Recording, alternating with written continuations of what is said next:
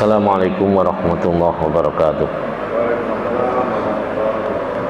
Bismillahirrahmanirrahim. Alhamdulillahirabbil alamin wa bihi nasta'inu ala umuri dunya waddin. Sallallahu ala sayyidina Muhammadin khatamin nabiyyin wa ala alihi washabihi ajmain, amma ba'du. Alhamdulillah bertemu kembali setelah beberapa lama kosong kita karena ada beberapa kegiatan. Saat ini kita masih sampai mana itu ceritanya ya? Juwairiyah ya. Jadi Juwairiyah itu akhirnya diperistri oleh Nabi SAW. Sudah sampai sana ya? Sudah dijemput bapaknya belum ya?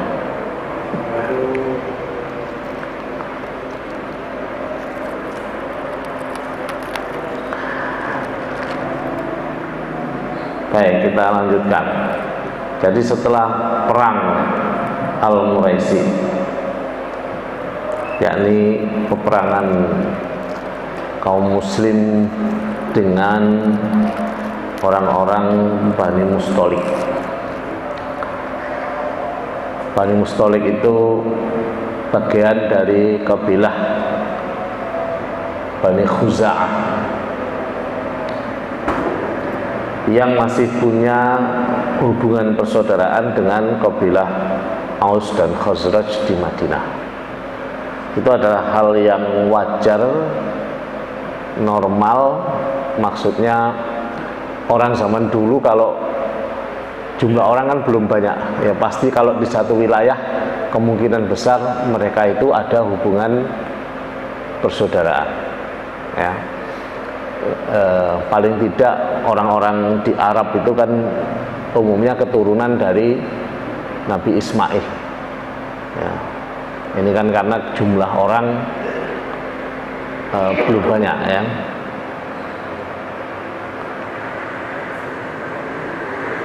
Nah, maka antara kabilah Aus dan Khazraj ini dua kabilah yang sangat sering disebut.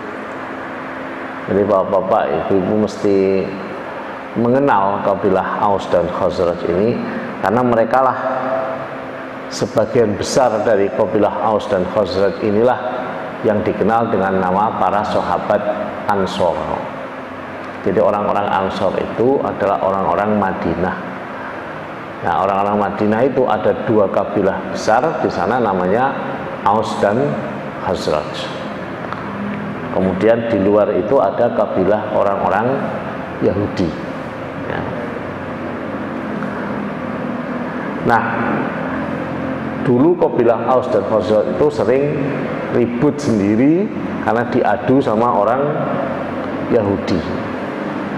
Ketika Nabi SAW datang ke Madinah, ini dua kabilah ini kemudian dipersaudarakan ya dengan orang-orang muhajirin, ya, dan diantara mereka sendiri sehingga terbentuk satu persatuan sehingga asobiyah itu bisa dikurangi ya. Jadi di Arab ini asobiyah itu memang masih kental ya, bahkan sampai sekarang ya.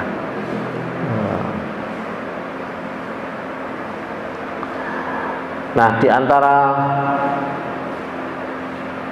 kabilah yang ada hubungan persaudaraan dengan kabilah Aus dan Khazraj itu adalah suku Bani Khuza'ah.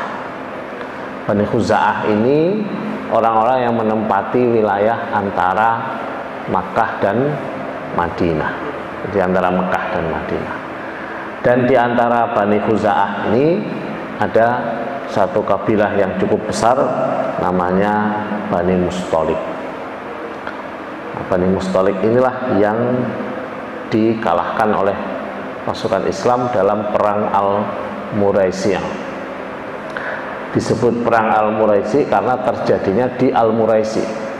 Al-Muraisi itu satu tempat di mana di sana ada sumur tempat minum binatang-binatang ternak. Nah, Bani Mustalik sendiri sebenarnya bertempat tinggal di daerah Qudaid ya, dan Asafan.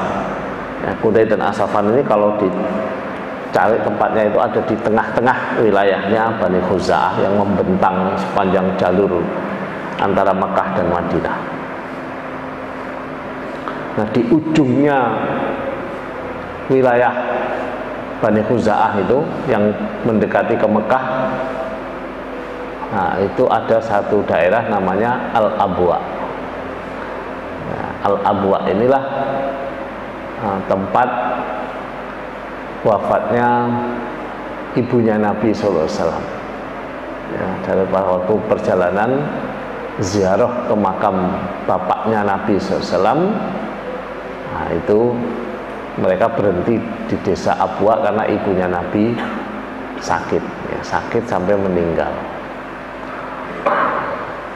Namanya Al-Abwa.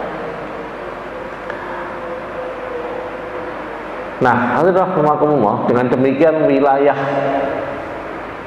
Bani Khuza'ah ini, khususnya wilayah Bani Mustalik ini adalah wilayah yang sangat strategis bagi dua pihak yang berseteru pada saat itu, yaitu Makkah dan Madinah. Nah, Bani Khuza'ah sendiri secara umum itu sudah mempunyai perjanjian damai dengan kaum muslimin. Ya, meskipun Bani Khuza'ah ini punya satu berhala yang sangat besar, namanya Al-Manat. Kalau kita belajar agama Islam itu Lata, Manata, Hubal, ya gitu ya. Nah, itu Manat itu ada di wilayahnya Bani Khuza'ah. Kalau yang berhala yang terbesar di dekat masjid, dekat Ka'bah waktu itu namanya Hubal. Ya, Hubal ini patung yang besar yang ada apanya itu, taringnya gitu. Digambarkan tangannya itu di kanan dua-duanya gitu.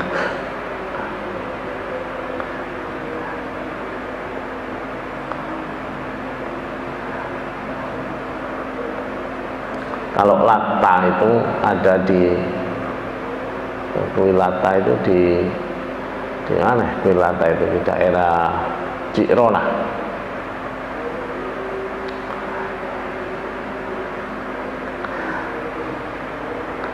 Nah, kemudian sebagaimana sudah kita ceritakan bahwa Bani Mustalik ini kalah, pasukannya ditawan, kemudian salah satu tawanan itu adalah Al-Barrah yang kemudian diberi nama oleh Nabi menjadi Juwairiyah dan dinikahi oleh beliau. Nah, pimpinan Bani Mustalik yaitu Al-Haris bin Abu Dirar itu berusaha untuk menebus anak-anaknya dengan datang menghadap kepada Rasulullah SAW, ingin menebus anaknya dengan menyerahkan unta. Ya.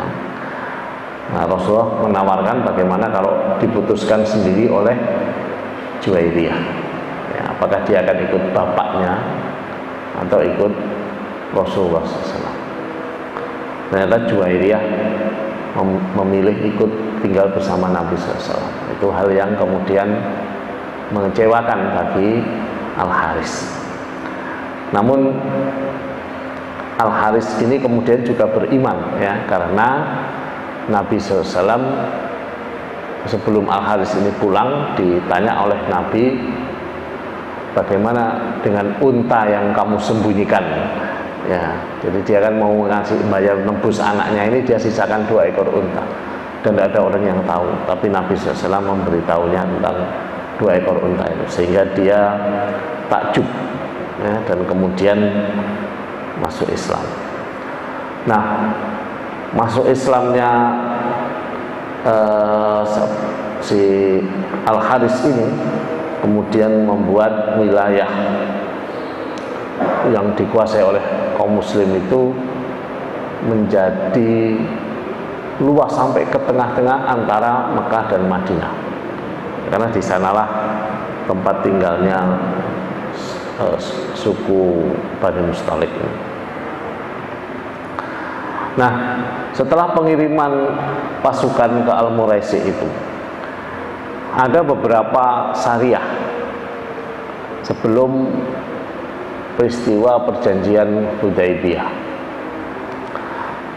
Yang pertama adalah di bulan Sya'ban tahun 6 Hijriah. Nah, nanti perjalanan menuju Hudaibiyah itu dimulai tanggal 1 Dzulqa'dah. Mari kalau kita urut, Sya'ban itu bulan ke-8, 9 itu Ramadan, 10 itu Syawal, 11 itu Dzulqa'dah. Jadi ini hanya dalam hitungan bulan saja. Nah, di bulan Sya'ban tahun 6 Hijriah itu ada syariah ke Bani Karb. Bani Karb itu suku yang wilayahnya ada di daerah yang namanya Daumatul Jandal. Daumatul Jandal itu nama wilayah. Nah, pasukan ini dipimpin oleh Abdurrahman bin Auf. Nah, Nabi sendiri punya pengalaman menikahi kepala suku, anak kepala suku, yakni Juwairiyah pada setelah perang Al-Muraisi. Lucunya hal itu dipesankan oleh Nabi kepada Abdurrahman bin Auf. Ya, nanti kalau kamu berhasil menaklukkan Bani Karb ini, ya, nikahilah anaknya kepala suku, kata Nabi kepada siapa? Abdurrahman bin Auf. Jadi kalau nanti kita taklukkan ini Bani Karb ini di Daumatul Jandal ini, ya, nikahilah anak kepala suku. Nah, setelah pertempuran 3 hari, ya, bukan 3 hari, bukan 3 hari, maksudnya setelah pertempuran seru, tidak sampai 3 hari, sehari aja, itu menang ternyata Abdurrahman bin Auf, menang sehingga Bani Karb itu ditaklukkan. Nah, setelah menaklukkan Bani Karb itu, Abdurrahman bin Auf itu ingat dengan pesannya Nabi itu kan, wah ini anak kepala suku, tapi bingung dia gimana ininya, prosesinya, masa terus kemudian tiba-tiba oke, kamu kunikahi, atau terus kemudian atau gimana gitu ya. Karena itu Abdurrahman bin Auf itu berada di wilayah Daumatul Jandal itu sampai 3 hari, ya, 3 hari itu untuk pendekatan. Akhirnya dia menikahi wanita di sana, namanya anak kepala suku itu namanya Tumandir. Ya, jadi Tumandir binti Al-Asba itu jadi istrinya Abdurrahman bin Auf. Sehingga wilayah Daumatul Jandal juga jatuh ke tangan kaum muslim beserta dengan sukunya, ya, seperti Bani Mustalik jatuh ke tangan kaum muslim beserta dengan sukunya.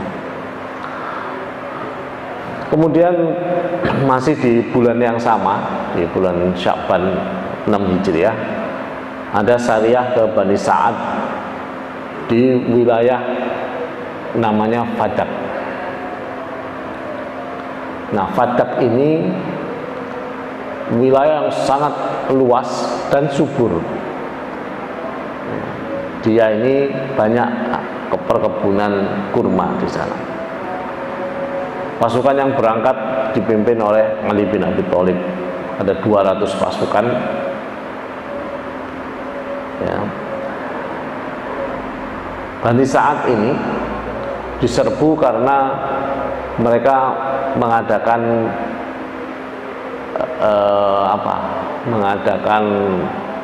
persekutuan, ya, kong kali kong dengan orang-orang Yahudi. Padahal orang-orang Yahudi sudah pada diusir oleh pasukan Islam itu gara-gara mereka berkhianat terus, ya, sejak masa mulai dari Bani Quraisyah, kemudian Bani Qainuqa, ya, kemudian Bani Nadir, kemudian Bani Quraisyah. Dan dipimpin oleh Ali bin Abi Thalib ini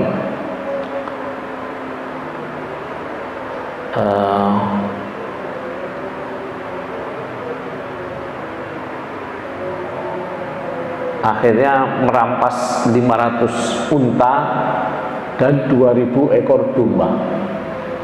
Nah, 500 unta dan 2000 ekor domba ini itu tadinya mau dikirim ke kaum Yahudi oleh ini Bani Sa'ad ini tadi. Nah, sebagaimana kita sebutkan bahwa wilayah Fadak ini itu wilayah yang subur.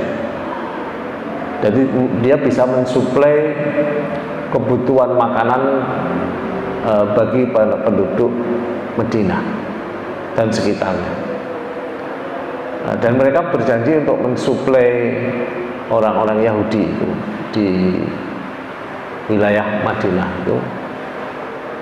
Pas mengirim inilah diserbu sama pasukannya Ali bin Abi Thalib. Jadi dapat lumayan besar itu rampasannya. 500 unta ya, 2000 ekor kambing, itu besar sekali.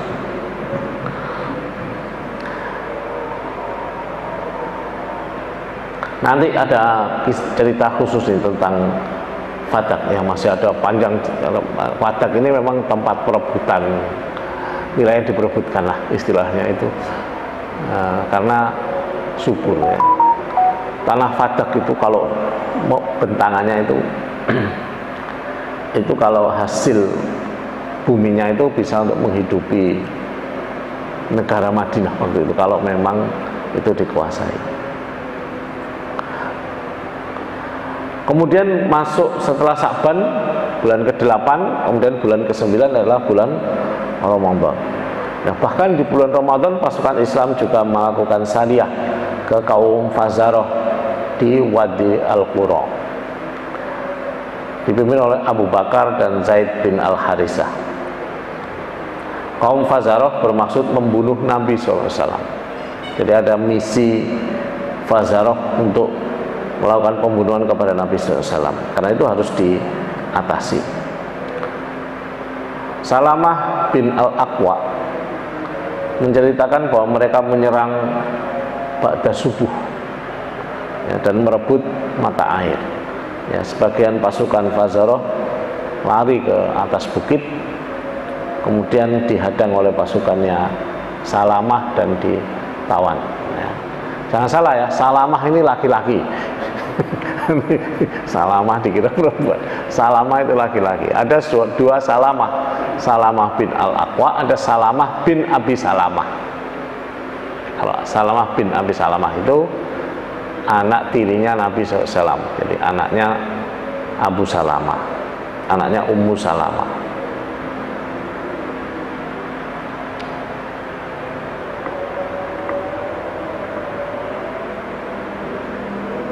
Nah, di antara yang berhasil ditawan oleh Salamah, yakni pasukan yang lari ke bukit tadi, yang berhasil ditawan oleh pasukannya Salamah bin Al-Aqwa ini, itu seorang perempuan yang sangat jahat, sangat jahat, namanya Ummu Kirfah.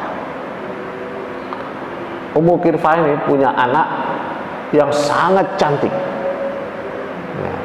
Jadi dia sangat jahat, tapi punya anak perempuan sangat cantik.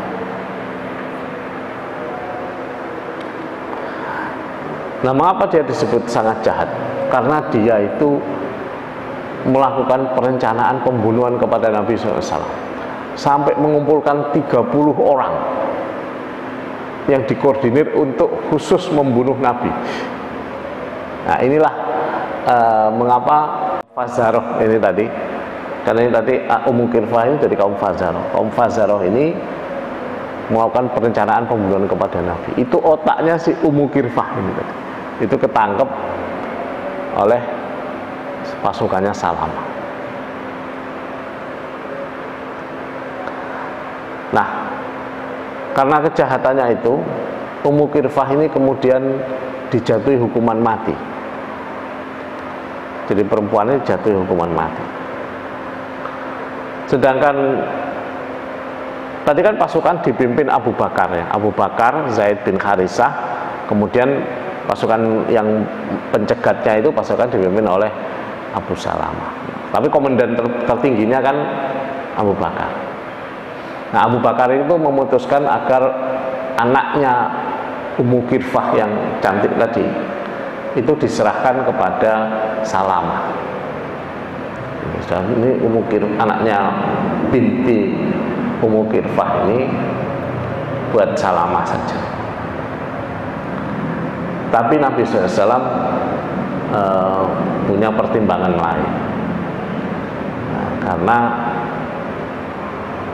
ibunya dihukum mati di Madinah, jadi sulit dia nanti kalau harus jadi istrinya Salamah ini. Dia kalau nanti mau masuk Islam, kalau dia juga berkhianat nanti repot. Maka Nabi SAW memerintahkan agar anaknya Ummu Kirfah ini dikirim ke Mekah saja. Nah, karena dia ini adalah ada di pihak lawan. Nah, siapa tahu bisa ditukar dengan tawanan yang ditawan oleh kaum Quraisy Mekah. Dan ternyata berhasil ya, karena orang Mekah tertarik dengan kecantikan dari anaknya Ummu Kirfah. Jadi dikirim dapat tukar tawanan. Ada dua hal yang berhasil diatasi di situ. Yang pertama adalah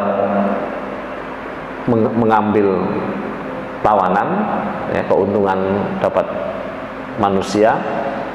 Kemudian yang kedua mencegah terjadinya kerumitan persoalan karena ibunya Ummu Kirfah ini dihukum mati di Madinah. Itu adalah kebijaksanaan dari Nabi SAW. Nah, tadi kita sudah ada di bulan Sya'ban, bulan Ramadan, kemudian di bulan Syawal. Nah, di bulan Syawal pun Nabi SAW, pasukan Islam juga mengirim syariah lagi, ya, yakni ke kaum Urainah. Kaum Urainah ini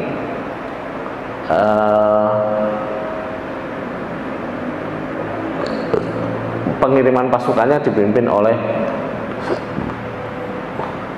orang Ansor ya. Namanya unik, namanya Kurz. Kurz ya, Kurz, bukan kurs mata uang. Kurz pakai za. Kurz bin Jabir.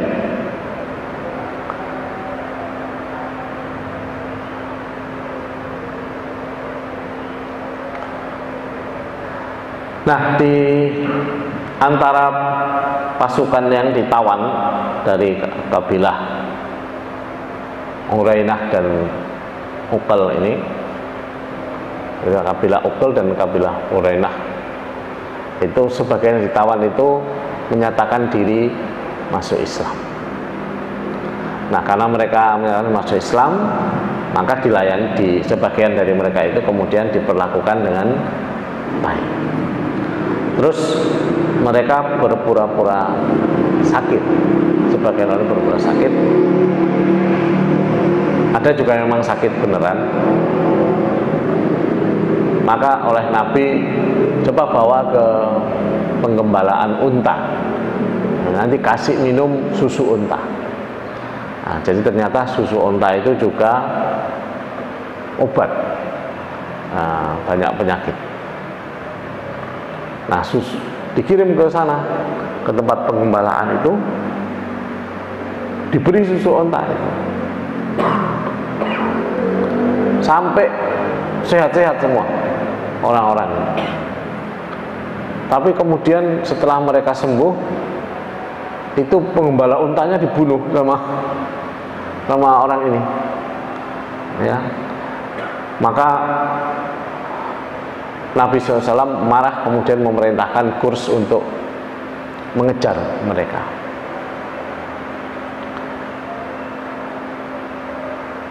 Akhirnya berhasil ditangkap para pengkhianat ini, dan hukumannya mengerikan, ya, hukumannya itu mengerikan. Ya, hukuman yang diberikan itu dipotong tangan dan kakinya. Ya, akhirnya meninggal juga.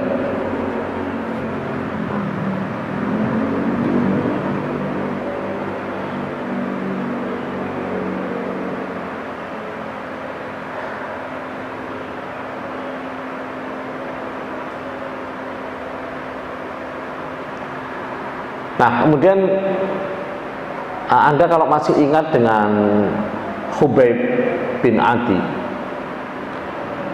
Khubayb bin Adi itu salah satu dari 2 orang yang diserahkan ke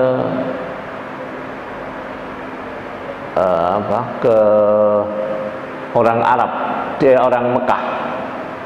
Jadi kalau masih ingat dulu pada waktu pengkhianatan Ar-Raji, pengkhianatan Ar-Raji itu yang membela orang Islam itu kan ada 2 orang, bukan 2 orang membela, maaf, yang tersisa dari pendakwah yang dikirim oleh Nabi itu kan 3 orang.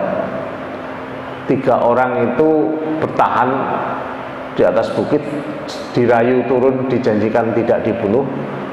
Nah, tapi kemudian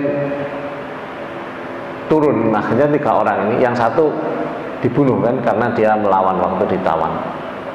Nah, yang 2 orang ini kan, yang satu namanya Khubayb bin Adi, yang satu lagi namanya Zaid bin Ad-Dasinah.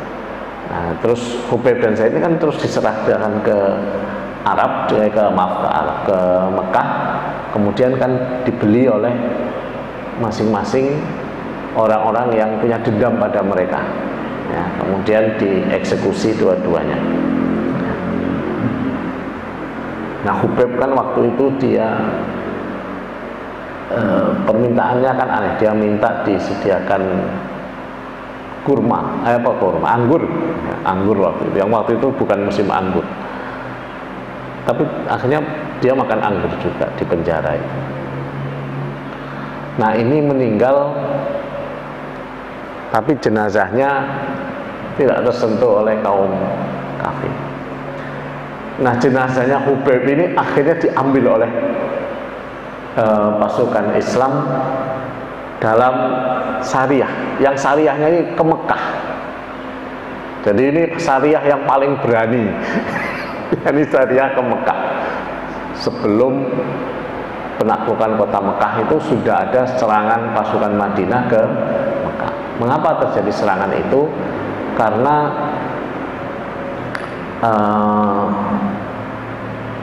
Abu Sufyan itu mengirim seorang Arab Badui untuk melakukan pembunuhan kepada Nabi di Madinah. Nah, pembunuhan itu gagal. Kemudian Madinah mengirim balik pembunuh untuk membunuh Abu Sufyan, tapi juga gagal, ya, karena memang Abu Sufyan ini nanti kan pada akhirnya masuk Islam. Nah, pasukan yang berangkat ini, ya, namanya Amr bin Umayyah, ya, bersama dengan Salama. Ya, Salama ini jagoan ternyata, ya. Jadi Amr bin Umayyah bersama Salama ke Madinah mau membunuh Abu Sufyan, tapi tidak berhasil. Ada 3 orang yang dibunuh itu adalah mereka yang menjaga jenazahnya si Khubayb ini diantaranya. Nah, Khubayb ini kemudian dibawa ke Madinah dan dimakamkan. Ini adalah pengiriman dari Al-Muraisi, ya.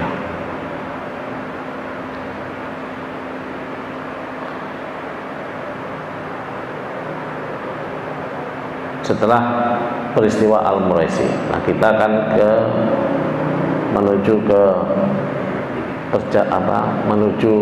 ke perjanjian Hudaibiyah.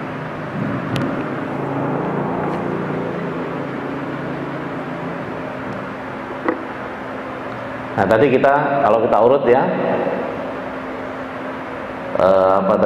bulan Syaban udah syariah, bulan Ramadan udah syariah, bulan Syawal juga syariah, bahkan sampai ke Mekah. Nah di bulan Syawal itu ada yang mengatakan di bulan Ramadan, karena Ramadan itu orang-orang Islam sudah berpuasa kan, waktu itu sudah puasa, bahkan kan sejak masa perang Badar mereka sudah berpuasa. Nah ada yang mengatakan di bulan Ramadan, ada yang mengatakan di bulan Syawal. Satu malam Nabi SAW itu mimpi. Beliau mimpi masuk ke Masjidil Haram, kemudian mengambil kunci Ka'bah, bahkan masuk ke dalam Ka'bah bersama para sahabat, kemudian melakukan tawaf, sa'i. Nah setelah mimpi itu Nabi SAW kemudian kepikiran dengan mimpinya itu, apa ini maknanya gitu. Sampai akhirnya beliau mengadakan pertemuan dengan para sahabat dan mengatakan, saya mau pergi umroh ke Mekah. Nah tentu para sahabat mikir, bingung ini, Mekah kan masih dikuasai kaum musyrik, kalau Nabi ke Mekah bisa dibunuh di sana gitu. Maka para sahabat mengusulkan, diantaranya Umar, kemudian juga Sa'ad bin Ubadah, bagaimana kalau kita berangkat saja bawa pasukan sekalian dengan senjata lengkap begitu. Jadi memang ini problemnya sudah 6 tahun orang-orang Islam ini belum bisa haji ataupun umroh. Mereka sudah syahadat, mereka sudah sholat, mereka sudah zakat, mereka sudah puasa, tapi haji ini tidak bisa-bisa ini. Tinggal yang kelima. Nah, tapi kalau berangkat saja resikonya besar, karena situasi Madinah dan Mekah itu kondisinya perang, kedua negara itu perang, dan belum ada gencatan senjata.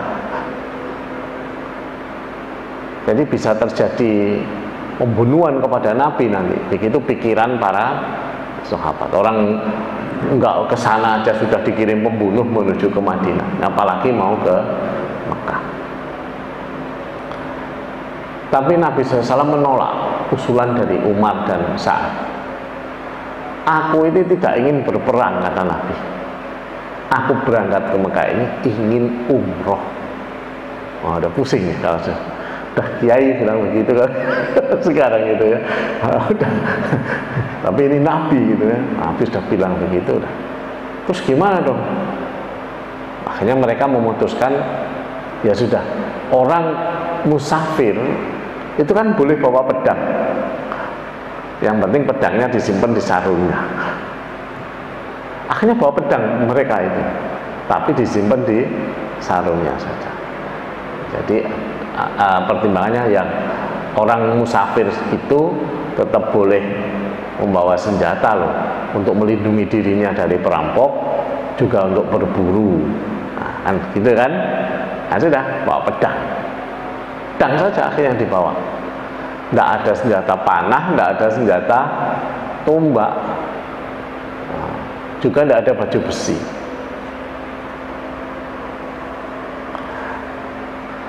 Nah, tapi berita Nabi SAW mengumumkan mau umroh ini kemudian menarik perhatian para sahabat dan juga orang-orang Arab Badui yang mereka juga ingin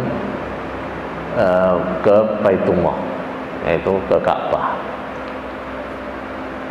Maka orang-orang Arab Badui juga ikut rombongan Nabi SAW beserta dengan orang-orang kaum muslimin Madinah. Dan jumlah rombongannya itu cukup besar. Nabi SAW itu membawa rombongan itu 1.400-an orang. Jadi jumlah yang besar ya. Kemudian diundi di antara para istri beliau siapa yang akan menemani ya. Kalau Bani Mustalik yang menang undian adalah Aisyah, beliau menemani Nabi ke Bani Mustalik. Nah, ketika ke Mekah ini yang menemani adalah Ummu Salamah ya, Ummu Salamah. Jadi termasuk orang-orang Arab Badui itu ada 1.400 orang. Yang sebagian besar dari mereka meskipun tidak bersenjata lengkap ada dibekali pedang. Terus ada binatang-binatang ternak yang akan dikurbankan ya, di Mekah. Jumlahnya ada sekitar 70 binatang unta yang akan dikurbankan di Makkah. Nah, berita rombongan ini juga sampai ke orang Mekah. Nah, orang Quraisy Mekah mengalami dilema. Mengapa dilema? Mereka adalah para penjaga Ka'bah. Sebagai penjaga Ka'bah, mereka tidak boleh melarang siapapun untuk beribadah ke Ka'bah. Tidak boleh. Itu sudah kesepakatan dan sudah menjadi kesepakatan pula bahwa di masa kalau sudah masuk bulan Dzulqa'dah itu tidak boleh ada peperangan, apalagi di Mekah. Ingat ya, pada bulan Dzulqa'dah itu bulan-bulan haram, ya kan?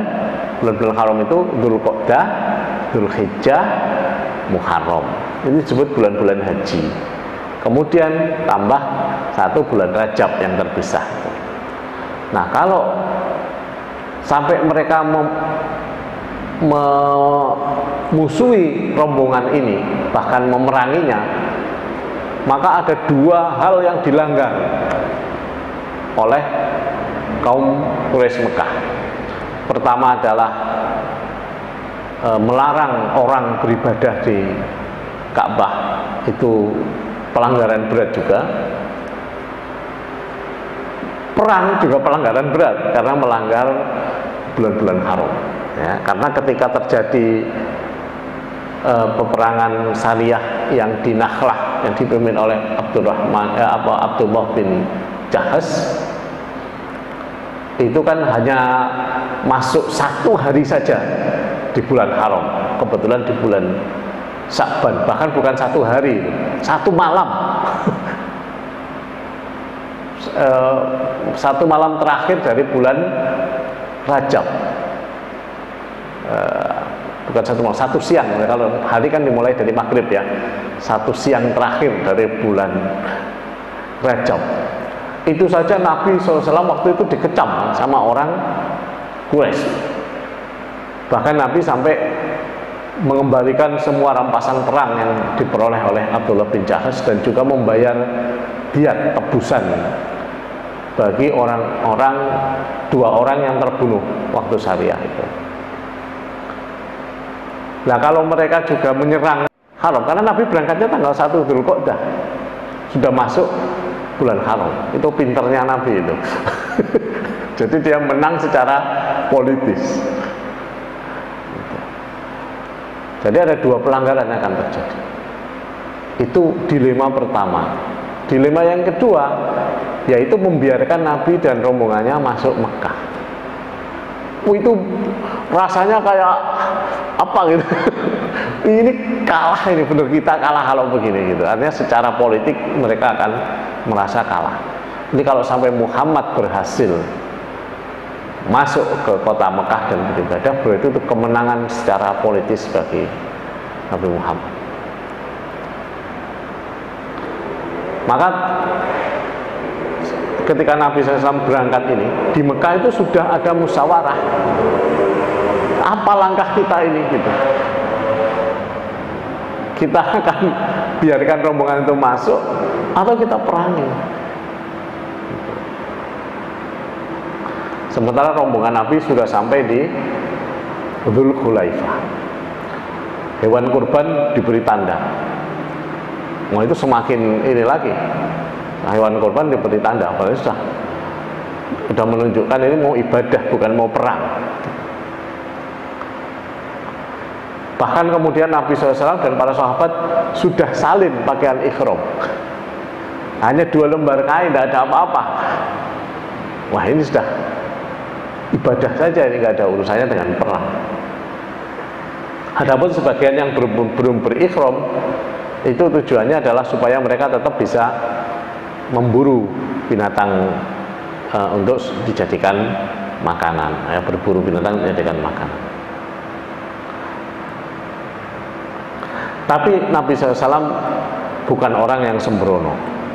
Jadi beliau meskipun sudah menunjukkan keunggulan secara politis itu, membuat kerumitan di Mekah, bagaimana menyikapi kedatangan beliau. Tapi beliau tetap orang yang realistis dan hati-hati. Bagaimanapun beliau sadar orang kaum Quraisy Mekah itu punya dendam kepada beliau. Maka beliau mengirim seseorang dari Bani Khuza'ah yang punya perjanjian damai dengan kaum Islam. Coba masuk Mekah, coba lihat bagaimana reaksi orang-orang Mekah ya, terhadap rencana kedatangan. Nah,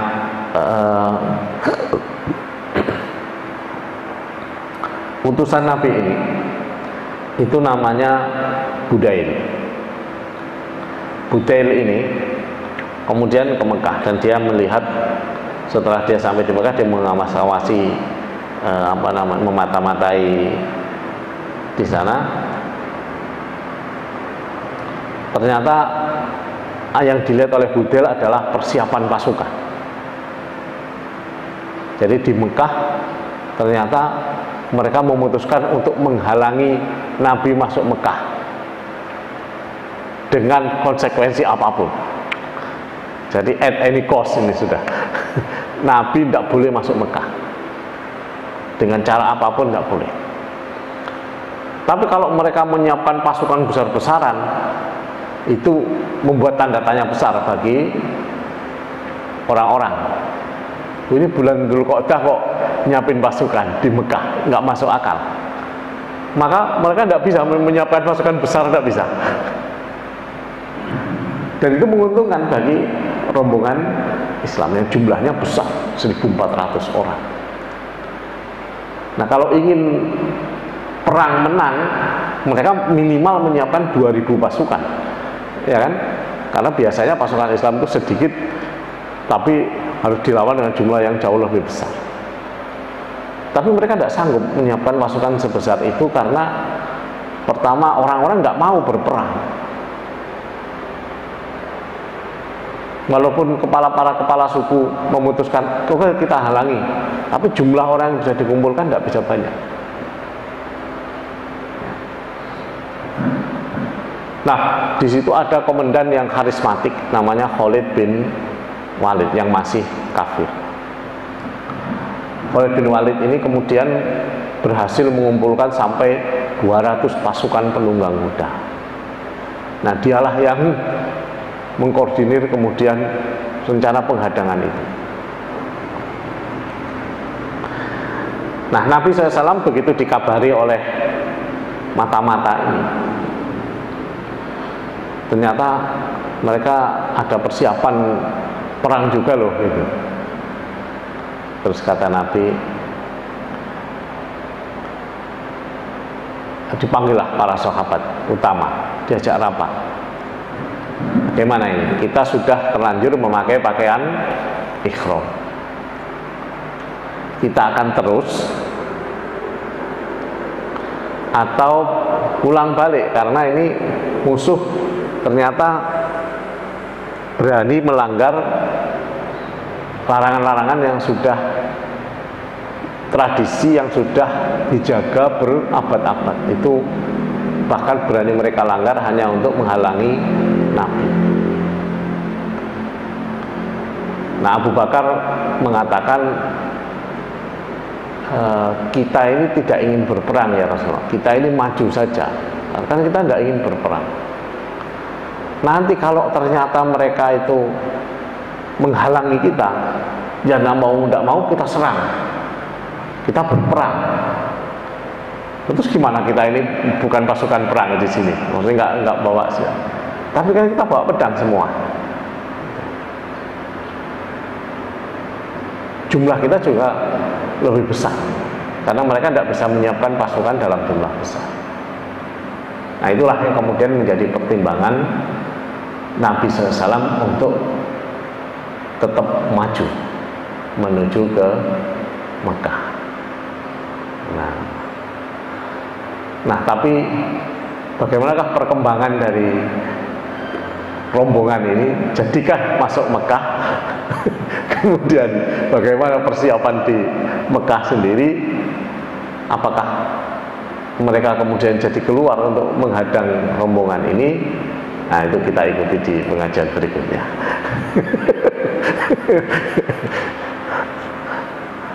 Mungkin ada pertanyaan, silahkan.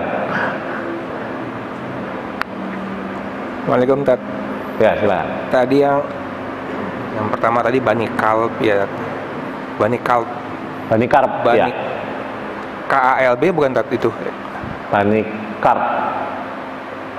Kalb ya. KALB bukan tulisannya. Bani Karb. Soalnya kalau kalb itu kan kayak artinya anjing, masalah ya. Iya. Iya. Itu maksudnya apa, namanya dari mana asal itu? Memang ada Bani Kalb, tapi setahu saya ini itu Bani Karb. Jadi ada dua, ada ada Bani Kalb, nanti ada sendiri. Nah, ada Bani Kalb. Emang ada Bani Kalb itu. Ya, masa Bani anjing gitu ya. Tapi memang namanya begitu. Dari mana? Wallahu alam ya. Mungkin bisa jadi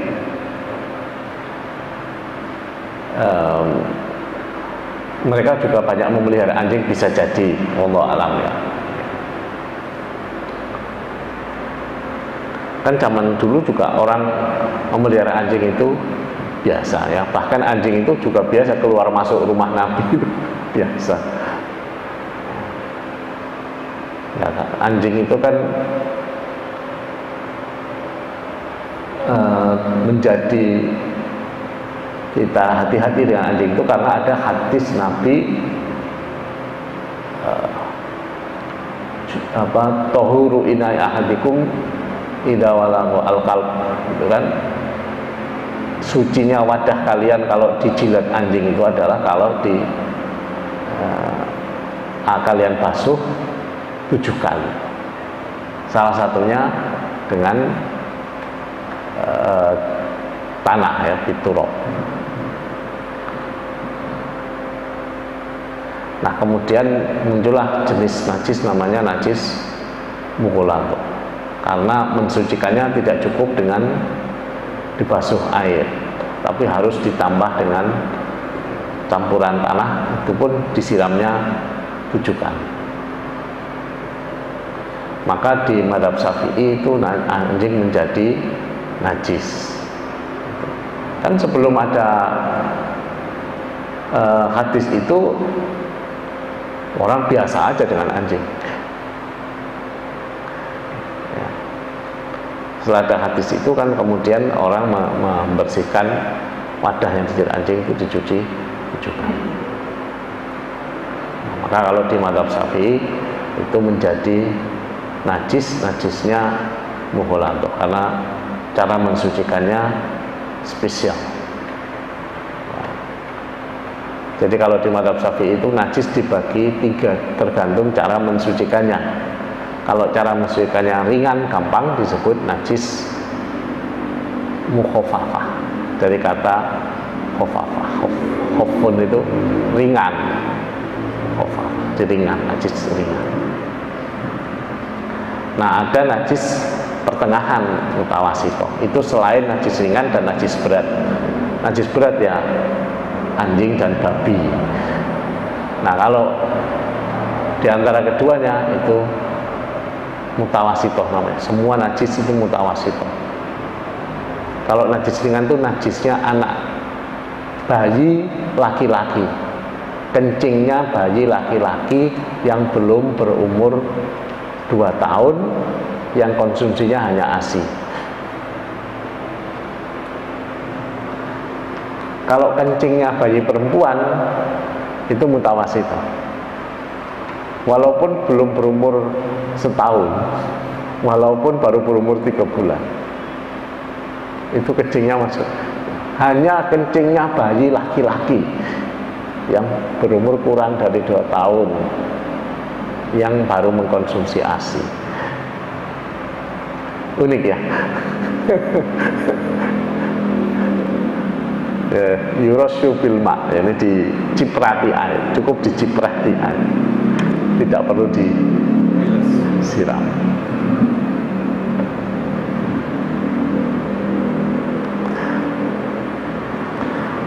Wallahu alam. Mau jadi bahas najis ya, cerita Bani Kalb. Ada lagi yang lain?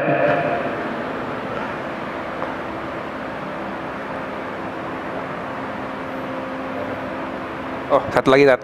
Ya. Yang tadi wanita yang dihukum mati itu dihukumnya apa sih, Tat? Dilempar batu apa Dipenggal. penggal? Ya. Itu maksudnya umum nggak sih untuk hukuman terhadap wanita zaman saat itu? Enggak umum. Enggak umum. Tapi nggak ada yang protes tuh dari orang Mekah atau dari suku lain lah yang waktu itu masih kafir. Iya, nggak ada. Jadi mengapa Ummu Qirfah itu dianggap wajar dihukum mati? Karena dia yang mengkoordinir rencana pembunuhan kepada Nabi. Sebenarnya misalnya nih ya, Hindun dihukum mati gitu, Hindun istrinya Abu Sufyan, itu juga akan diterima dengan wajar saja ya. Tetapi karena waktu itu Hindun kemudian masuk Islam, jadi tidak dihukum mati. Jadi kejahatan pengkhianatan di Arab itu zaman itu ya kejahatan besar. Jadi bukan hanya orang yang membunuh boleh dibunuh, orang yang merencanakan pembunuhan juga boleh dibunuh.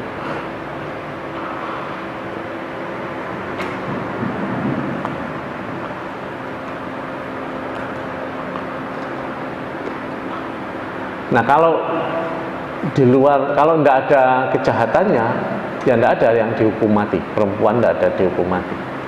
Seperti kasus pengusiran Bani Quraisyah, itu kan yang perempuan dan anak-anak tidak ada yang dihukum mati. Oh, ada satu yang jahat juga, ada satu dihukum mati kalau tidak salah. Ada satu perempuan dihukum mati juga waktu itu di pengusiran Bani Quraisyah.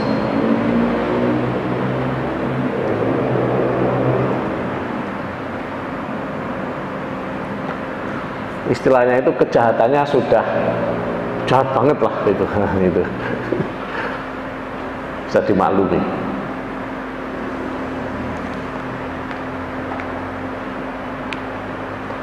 Ada lagi? Ya. Di luar sama pertanyaan yang pengajian ini, untuk kajian berikutnya barangkali kita ganti waktunya, misalkan malam minggu itu pada bisa, kira-kira gimana? Karena kan pertimbangannya ibu-ibu pengennya bisa ikut, karena kalau subuhan agak berat lebih dulu untuk pengajian. Kira-kira ya nggak apa-apa, monggo aja. Kita ini lagi ya. Tapi ceritanya ini udah nyampe sini loh, ini gimana tuh ibu-ibu? Ada di film, direkam ya. Ya apa sih ya? Apa mau diulangi lagi dari awal gitu? Ini ceritanya sudah nyampe di tahun ke-6 Hijriah. Tahun ke-6 Hijriah itu artinya tahun ke-16 kenabian. 16 atau 17 kenabian.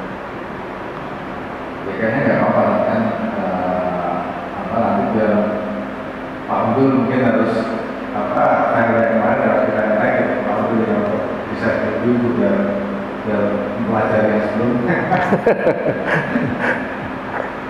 Iya, ya enggak apa-apa, monggo aja. Karena pertimbangannya ya tadi biar jamaahnya semakin banyak, mungkin waktunya juga luasan. Karena kan kalau habis subuh kan ya tadi yang bisa mayoritas hanya bapak-bapak saja, dan waktunya juga terbatas. Kan mungkin jam olahraga, ada yang jogging, ada yang ini, jadi ada terbatas. Itu sih pertimbangan. Ya, terima kasih. Baik. Saya rasa untuk sementara ini kita cukup sampai di sini dulu ya. Nanti kita lanjutkan di pengajian berikutnya. Mari kita tutup dengan doa. Bismillahirrahmanirrahim. Alhamdulillahirabbil alamin. Allahumma shalli wa sallim ala sayyidina Muhammad wa sahbihi wasallam. Allahumma iftah qulubana futuhal arifin, Allahumma zidna ilman nafi'a wa amalan mutaqabbalan wa rizqan halalan wasi'an mubarakan thayyiban.